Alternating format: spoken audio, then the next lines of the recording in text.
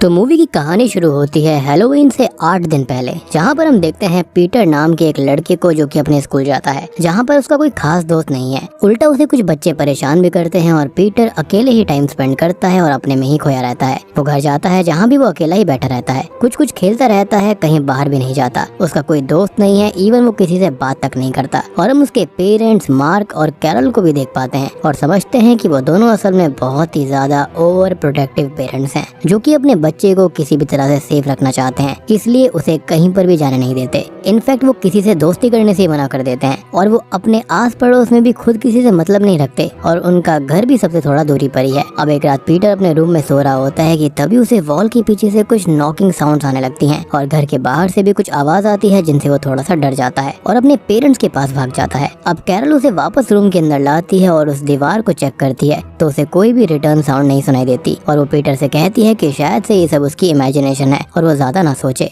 अगले दिन वो स्कूल में होता है, जहाँ पर फिलहाल एक सब्स्टिट्यूट टीचर आई हुई थी। अब इस सब्स्टिट्यूट टीचर का नाम मिस डिवीन होता है और वो पीटर को अकेला देख डरा सहमा सा परेशान देखकर उसे थोड़ा सा कनेक्ट हो जाती है, वो टीचर थी। अब पीटर घर पे कैरल और मार्क के साथ डिनर कर रहा होता है, जहाँ पर वो कहता है कि हैलोवीन आ रही है, तो वो भी बाहर घूमने जाना चाहता है और ट्रिक और ट्रीट करना चाहता है, क्योंकि बाकी बच्चे भी वहाँ पर जाएंगे। जिस पर कैरल इस चीज के लिए साफ मना कर देती है कि वो कहीं नहीं जाएगा। और अब मार्क उसे एक हादसे के बारे में बताता है कि सालों पहले पीटर के जन्म से पहले ही यहाँ पर पास के ही घर की एक बच्ची हैलोवीन पर ट्रिक और ट्रीट के लिए निकली थी, लेकिन अचानक गायब हो गई और तब से वो लोग उस हादसे से काफी ज्यादा घबराए हुए हैं और इसलिए वो उसको कहीं भी नहीं भेजना चाहते। और हम एज एन ऑडियंस ये भी समझ पाते हैं कि एज पेरेंट्स वो दोनों इतने ज्यादा ओवर प्रोटेक्टिव क्यों हैं, एज उन्होंने किसी दूसरे बच्चे को खोता हुआ देखा है और अब उन्हें अपने बच्चे की बहुत ही ज्यादा फिक्र है।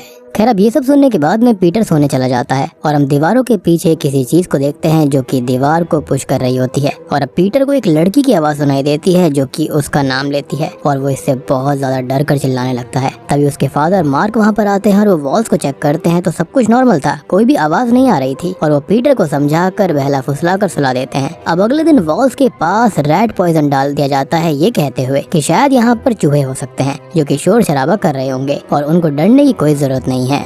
अब हमको दिखाया जाता है कि पीटर स्कूल में होता है, जहाँ पर मिस डिवीन ड्राइंग्स करवा रही थी और यहाँ पर वो अपने रूम की ड्राइंग बनाता है जिसमें हेल्प मी लिखा हुआ था और ये देखकर मिस डिवीन थोड़ा चिंतित हो जाती है और वो उस ड्राइंग को दिखाने के लिए उसके घर पर जाती है, ये पूछने के लिए कि सब कुछ ठीक तो है। जहाँ पर वो कैरल से मिलती है जिसे उसका घर तक आना जरा भी पसंद नहीं आता और वो उसे थोड़ा रूड बिहेव करती है और कहती है कि पीटर सब कुछ इमेजिन करता है और ड्रॉ करता रहता है तो वो परेशान ना हो और घर तक तो बिल्कुल भी ना आए। अब कैरल गुस्से में पीटर के पास में जाती है और उससे कहती है कि वो किससे हेल्प मांग रहा था और क्यों, जिस पर वो खुद से ही बोलता है कि वो हेल्प मांग रही है ना कि मैं, और ये वो कौन है इसके बारे में मैं आपको थोड़ी देर में समझाऊंगा। अब कैरल उस पर थोड़ा बहुत गुस्सा करती है कि उसकी ये फालतू इमेजिनेशन उन्हें दिक्कत में डाल देगी और वो वहाँ से चली जाती है। अब रात को पीटर अपने रूम में था और अब फिर से उसी लड़की की आवाज उसको आती है जिससे वो कहता है कि वो उसकी इमेजिनेशन है, जिस पर वो बोलती है कि नहीं और वो सिर्फ दोस्त बनना चाहती है और अगर वो चाहेगा तो वो चली जाएगी, जिस पर वो उसे रुकने के लिए बोल देता है क्योंकि उस बेचारे का कोई भी दोस्त नहीं था। और यहाँ पर ये लड़की अपना नाम सारा बताती है। अब अगले दिन वो स्कूल में होता है, जहाँ पर सभी बच्चे पंपकिन यानी कि कद्दू से हैलोवीन डेकोर बना रहे थे और पीटर भी अच्छा सा एक डेकोरेशन बनाता है जिससे वो बहुत ही ज्यादा खुश भी था। लेकिन तभी एक लड़का ब्रायन उसे परेशान करने के लिए उसके पंपकिन को तोड़ देता है, जिससे वो बहुत ही ज्यादा दुखी हो जाता है। और हाँ, एक चीज और कि आपके स्टेट में पंपकिन को हिंदी में क्या कहा जाता है? यहाँ पर तो उसको कद्दू बोलते हैं। एनीवेज, अब पीटर रात को अपने रूम में रो रहा होता है और तभी उस लड़की की आवाज उसको कंसोल करने लगती है, संभालने लगती है और कहती है कि उसने भी ऐसा ही कुछ फेस किया था और उसको बदला लेना होगा। जिसको सुनकर पीटर ब्रायन को स्टेयर से नीचे धक्का दे देता है, जिससे उसकी एक टांग टूट जाती है। हालांकि वो माफी मांगकर दूसरा पंपकिन पीटर को दे चुका था। अब पीटर के इस अग्रेसिव बिहेवियर से कैरल और मार्क बहुत ज्यादा परेशान थे और अब मार्क पीटर को पनिश करने के लिए बेसमेंट के अंदर बंद कर देता है।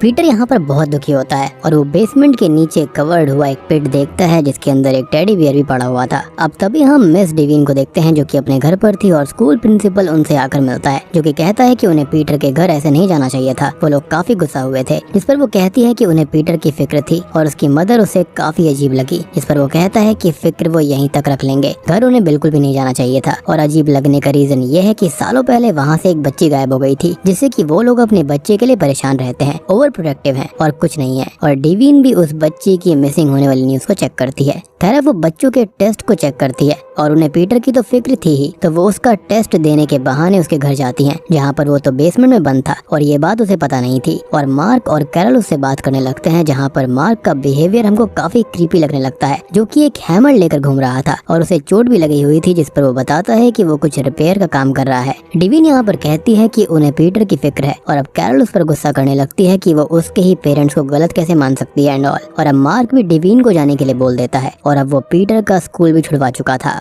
यहाँ पर ओवर प्रोटेक्टिव होना एक बात होती है, लेकिन इस कदर चीजें करना बहुत ही ज्यादा अजीब था। अब कैरल रात को पीटर को बेसमेंट से बाहर निकालती है, उसे खिला पिलाकर सोने के लिए भेज देती है और अब अकेले होते ही पीटर वॉल के पास आता है और नॉक करता है और अब वो लड़की उससे बात करने लगती है। वो कहती है कि वो उसके लिए परेशान थी और पीटर को पेरेंट्स से संभल कर रहना होगा, क्योंकि वो जैसे दिखते हैं वैसे हैं नहीं। और अब वो एक शॉकिंग चीज रिवील करती है कि वो खुद पीटर की बहन है और वो अभी तक इसलिए इंतजार में बैठी है सालों से कि कब पीटर बड़ा होगा और वॉल क्लॉक को हटाकर सीक्रेट डोर ओपन करके उसको फ्री करेगा।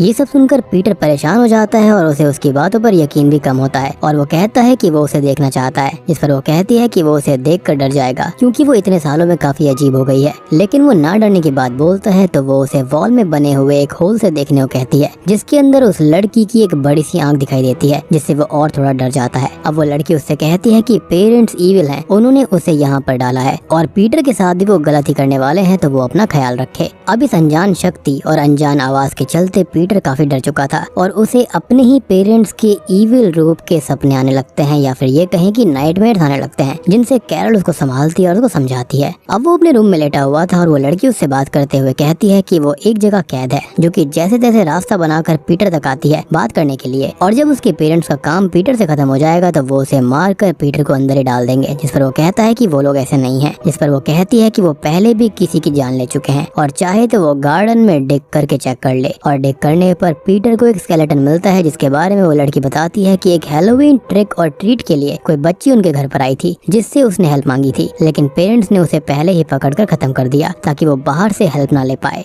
और अब हम समझ पाते हैं कि सालों पहले जो बच्ची गायब हुई थी वो कहाँ गई थी। असल में उसको मार कर यहीं पर दफना दिया गया था। पीटर अब मदद के लिए मिस डिवीन को कॉल करता है, वो अपने ही पेरेंट्स से डर चुका था, लेकिन कैरल उसे रोक देती है और उस पर गुस्सा करती है, जिससे वॉल के होल के बारे में पता चलता है। और अब वो बहुत ज्यादा डर जाती है और परेशान होकर बोलती है कि उस लड़की ने पीटर से क्या बोला और अब जो कुछ भी गलत होगा उसका जिम्मेदार पीटर ही होगा। और हम ये नहीं समझ पाते कि अगर कैरल और मार्क ने ही उस लड़की को कैद किया है तो वो उससे इतना ज्यादा डर क्यों रही है। खैर वो मार्क से कुछ बात करती है, जो कि उसको समझाता है और तभी वॉल्स के पीछे से वो लड़की पीटर से बात करती है और कहती है कि उसने पेरेंट्स को बात करते हुए सुना है कि वो उन्हें मारने वाले हैं और अब पीटर को कुछ करना होगा। खैर अब पीटर, मार्क और कैरल डिनर कर रहे होते हैं कि तभी मार्क को कुछ अजीब सा फील होता है और वो सूप में कुछ अजीब सा टेस्ट नोटिस करता है और ये भी देखता है कि पीटर तो कुछ खा ही नहीं रहा था। और वो पीटर से पूछता है कि उसने क्या किया, जिस पर वो कहता है कि उन्होंने उसकी बहन को हर्ट किया। और अब मार्क पूरा माजरा समझ जाता है और तभी वो खून की उल्टियां करने लगता है, क्योंकि पीटर ने खाने के अंदर जहर मिला दिया था उस लड़की के कहने पर। अब तभी कैरल नाइफ लेकर पीटर को पकड़ने लगती है, लेकिन पीटर उसे धक्का देकर गिरा देता है और वो भी जहर की वजह से मारी जाती है। लेकिन यहाँ पर शॉकिंग बात ये होती है कि पीटर की माँ ने चाकू उसको मारने के लिए नहीं बल्कि उसको बचाने के लिए उठाया था, क्योंकि अब पीटर उस लड़की की आवाज सुनकर वॉल क्लॉक हटा देता है और सीक्रेट रूम को ओपन कर देता है। तो अब वो लड़की, जो कि अभी तक मासूमियत से भरी हुई थी और मासूमियत से बात कर रही थी, वो अचानक से ही मॉन्स्टर की तरह हंसने बोलने लगती है और वो दिख भी बिल्कुल मॉन्स्टर की तरह ही रही थी, जिससे डरकर पीटर अपने रूम में भाग जाता है और छुप जाता है। अब एक कोइंसिडेंस ये होता है कि हम ब्रायन को देख पाते हैं, जो कि अपने कुछ दोस्तों के साथ पीटर से अपना बदला लेने के लिए आया हुआ था, लेकिन यहाँ पर पहले से ही एक मॉन्स्टर घूम रही थी, जो कि एक एक करके उन तीनों को अपनी ट्रिक में फंसाती है और फिर उन्हें बड़ी ही बेरहमी से जान से मार देती है। किसी की बॉडी को फाड़ देती है तो कभी किसी का सर उखाड़ देती है। पीटर यहाँ पर अपने रूम में छुपा हुआ था और बचने की कोशिश कर रहा था। वो मॉन्स्टर अब एक एक करके उन लोगों को खत्म कर देती है और वो वॉल पर और रूफ पर उल्टी भी चल पा रही थी और भी ज्यादा भयानक लग रही थी। तभी हम मिस डिवीन को देखते हैं, जिन्हें पीटर के बारे में पता चल गया था और वो उसकी मदद करने के लिए उसके घर पर ही आ रही होती है। यहाँ पर हम पीटर को बेड के नीचे छुपा हुआ देख पाते हैं, जहाँ पर बेड के ऊपर वो मॉन्स्टर बैठी हुई थी, जो कि अपनी कहानी बताती है। और दोस्तों, अब यहाँ पर खुलते हैं इस मूवी के असली पत्ते। तो असल में वो मार्क और कैरल की पहली चाइल्ड थी, लेकिन डिफॉर्म पैदा हुई थी, जिसकी बॉडी किसी मॉन्स्टर की जैसी थी, जिसे दुनिया से छुपाने के लिए उन्होंने उसको एक पिट में रखना शुरू कर दिया था। और शायद से वो जानते थे कि वो एग्रेसिव भी है, जो कि लोगों को मार सकती थी, इसलिए उन्होंने ये फैसला लिया होगा और सालों पहले उन्होंने उस लड़की को मार दिया। इनफैक्ट वहाँ पर जो टेडी बियर था ना पिट के अंदर, वो भी इसी का था। खैर अभी तक वो यहीं पर कैद रही और उसने वॉल्स पर चलना सीखा और खुद को स्ट्रॉन्ग बनाया और प्लानिंग करी कि कैसे वो पीटर को अपनी बातों में फंसा कर बहला फुसला कर उससे सब कुछ करवा लेगी और बाहर निकल जाएगी, जो कि अब फाइनली पूरा हो गया था। यानी कि इस डिफॉर्म्ड चाइल्ड के अंदर स्टार्टिंग से ही किलर वाले इंस्टिंक्ट्स थे। यानी कि यहाँ पर ये कोई आत्मा वगैरह नहीं है, लेकिन कोई इंसान है जिसको इस तरह से कॉर्नर किया गया, उसको ऐसी जगह पर रखा गया तो वहाँ पर उसने अडेप्ट कर लिया और खुद को इस तरह से मजबूत बना लिया कि वो ऐसी चीजें कर सकती है। अब तभी होता यह है कि ये जो लड़की होती है वो यहाँ पर पीटर को सीक्रेट रूम के अंदर बंद कर देती है और तब तक मिस डिवीन वहाँ पर आ जाती है, जिन्हें वॉल्स के पीछे से पीटर बुलाने लगता है और वो वॉल को तोड़कर उसे बाहर निकाल लेती है। लेकिन वो उन दोनों को पकड़ लेती है और पीटर को पिट में डालकर डिवीन पर अटैक करती है। लेकिन पीटर उसके बालों को पकड़कर ऊपर आने लगता है और अब मिस डिवीन की मदद से उसे पिट में फेंक कर लॉक कर देता है। और हम इन सीन्स में ये समझ पाते हैं कि वो असल में पीटर से हेट करती है, क्योंकि वो परफेक्ट है और वो खुद एक मॉन्स्टर जैसी दिखती है और इसी प्यार के लिए वो बचपन से तरस रही थी, जो कि पीटर को मिल रहा था। यानी कि वो टेक्निकली और बायोलॉजिकली तो उसकी बहन थी, लेकिन वो उसे बहुत ही ज्यादा हेट किया करती थी, क्योंकि जो प्यार उसके हिस्से का था वो यहाँ पर पीटर को मिल रहा था और इस चीज की वो साक्षी भी थी। यानी कि वो सारी चीजें सुनती थी, सारी चीजें देखती थी और यही रीजन था कि पीटर के पेरेंट्स उसके लिए बहुत ही ज्यादा फिक्री किया करते थे, क्योंकि वो जानते थे कि उन्होंने अपने यहाँ पर एक बहुत ही गहरा राज छुपा रखा है।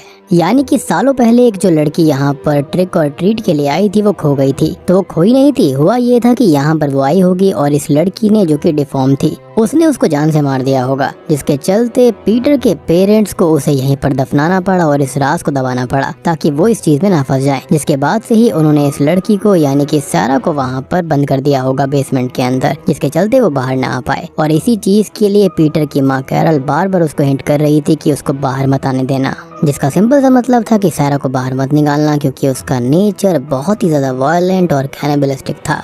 खैर वो पीटर से कहती है कि वो कहीं भी जाए वो उसका पीछा नहीं छोड़ेगी, जो काम अधूरा रह गया है वो पूरा होगा। मीन्स वो पीटर को आगे कभी भी खत्म कर देगी। और हम आगे के कुछ सीन्स में डरे हुए पीटर को भी देख पाते हैं, जिसके पीछे हम सारा को देख पाते हैं, यानी कि उसकी इविल मॉन्स्टर सिस्टर को, जो कि उसको कभी भी खत्म करने आ सकती थी। और यहाँ पर हम ये भी नोटिस कर पाते हैं कि मिस डिवीन ने यहाँ पर पीटर को काइंड ऑफ गोद ले लिया था, लेकिन पीटर के ऊपर मौत का खतरा हमेशा बना रहने वाला था। और